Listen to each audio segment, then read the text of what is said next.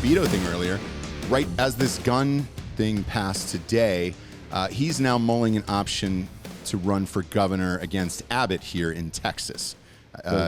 Slightest, and I honestly think, I really honestly people should not take that as a joke. He could seriously win. I do too. And like when I read this article this morning, I was like, oh shit. The people who are voting for governor is a different base that votes for president of the United States. And this is every 2 years. So you're going to be in an off election cycle here in 2022. And which is one where typically conservatives don't come out to vote unless there's a compelling reason to. Correct.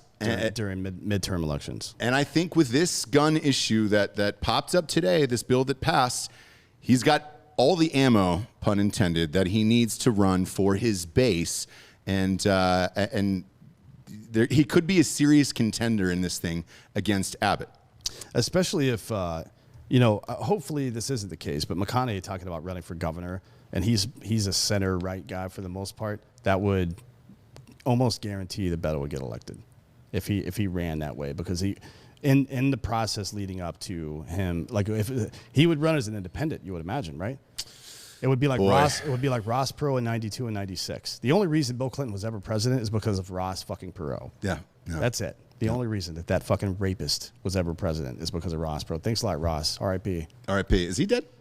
Probably. He was 1,000 years old back then. Who the fuck knows? I think he's still alive, probably. But back to Beto. Like, dude, you're a Texas guy. We're Texas people. Like we were talking about earlier, Austin's blue. San Antonio's blue.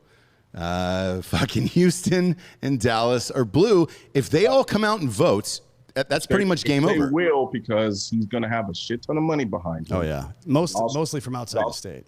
Go ahead. Mostly from outside the state. Yes. But then they also have a much better command of social media and marketing than the conservatives do. Sure do. Yeah, that's by large how most of the people, like, most of the people voting for Beto don't even know what Beto stands for. Right. But they're like, he's so cool and relatable, So from that perspective, you're getting a lot of these kids who are 20 years. They have no political history. Right. So for them, they're just like, he seems cool. They're not really going to relate to an old white guy in a wheelchair, not trying to speak ill on Abbott. I like Abbott. Well, if he started dressing like Professor X, maybe. If he straight up came out every day in costume, dressed like Patrick Stewart, I think he could win. Yeah. But the thing is like these kids are voting on optics. Period. That's it. And then on top of that, even the people who are older but tend to lean more left, all they're going to vote on is someone who's expressing their kind of surface level ideologies, right? From a what's the word I'm looking for? Identity politics standpoint, right? And so he knows all the buzzwords. He knows how to say all of those things to get them feel all warm and fuzzy on the inside. And from that perspective, he's wholly incompetent, but they won't know that because of the mask that will be worn during the election season. Right. So it's even more important what Texans like us are doing. Look, I don't know if you can see it right here, but this says all politicians are cunts. That's something I really believe in. I think the politicians are some of the worst people on the planet. I think that people who deserve power very rarely want it. People that want it very rarely deserve it. I think that's pretty much a maxim that crosses all boundaries throughout history. But there is a difference between somebody who's trying to give you more rights and somebody who's trying to give you less, right? Yeah. I mean, you have, as a conscious human being in today's climate, you have to understand that. As much as you might hate politicians, if somebody's constantly trying to give shit back to you in the form of liberty, that's fine. And I say this all the time, by the way. I know you two guys are probably conservative, but conservatives are just trying to steal your money. Liberals are trying to steal your liberty. That's the fucking problem. I can defend my money. I'm fine with that. I'm smarter than they are. But I can't defend myself if the entire system is built to take my liberty away. Right? I think what a lot of people forget is, everybody wants to bring nobility into the idea of politics. And this is going to sound like a massive contradiction. I am a Machiavellian with a conscience. I understand the game of politics, which is largely why a lot of times I don't want to get involved in it.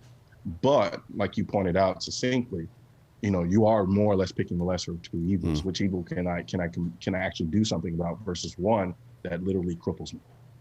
Right. And so that's a point that I try to get people to understand the entire time. Like, you don't get freedom back. Nobody who's seeking power from you or control over you gives the control up. When in the history of control or power or influence or anything has somebody been given it and then willingly given it up without it having to be taken by force? Never. I'll wait. Yeah, never. Please let me know when that happens, and I'll be there to witness it. Maybe. Colin, has anybody ever asked you to run? In all sincerity, every freaking day. I figured, and the reason I brought this up is I assume your response is the same as mine. Go fuck yourself. Yeah, it depends. It depends. Look, dude, a buddy of ours hit us up this morning, Graham Allen. He's running in South Carolina against who's the guy who voted for? It was one of the congressmen who voted for impeachment against Trump after the fact. It was one of the 10. I have no idea. Yeah, it was one of the 10 congressmen who voted for impeachment against Trump, and it was the same thing before he decided to do it. People were hitting him up every single day as well. Does it get to be enough where you're just like, all right, fuck it, I'll do it because I want things to change, or where do you live in that? So I'm a bit of a hedonistic Bible thumper. So if he calls upon me to do it, sure. And I know it sounds like a cop-out, but I really honestly, personally have no desire. When you're talking about he, are you talking about God? Yeah. Okay, gotcha. Yeah. So if that's something that I'm called upon to do, and, I'll fight it tooth and nail until it's just undeniable. But right now, personally, I have no desire. I think there's too much. I've done my dance with big organizations. Like, when I was with the NRA, I met a ton of great people there.